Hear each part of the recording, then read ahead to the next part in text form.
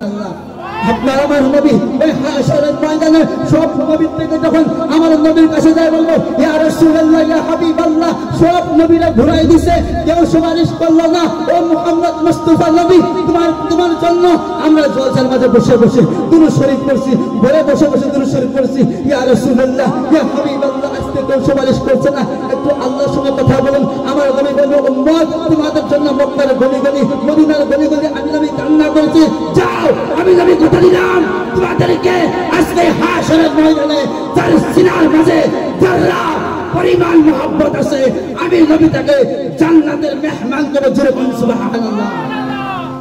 যারা বুঝতে পারে যারা মহব্বত তাকে বলে আলিফ আলিফ, যে আমরা কায়দার মাঝে বলি আলিফ, আলিফকে 70 ভাগ করেন, আলিফকে 70 ভাগ করে যারা হয়ে যায়।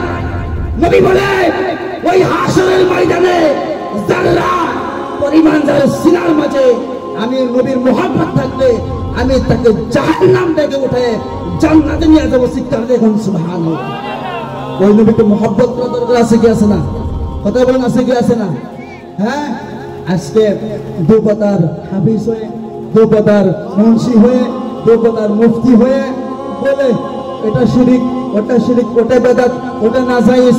ওলি আল্লাহ দরবারে যাওয়া যাবে না, নবীর দরবারে যাওয়া যাবে না, ওলি আল্লাহর খানকায় যাওয়া যাবে না, ওলি আল্লাহকে মহব্বত করা যাবে না, ওলি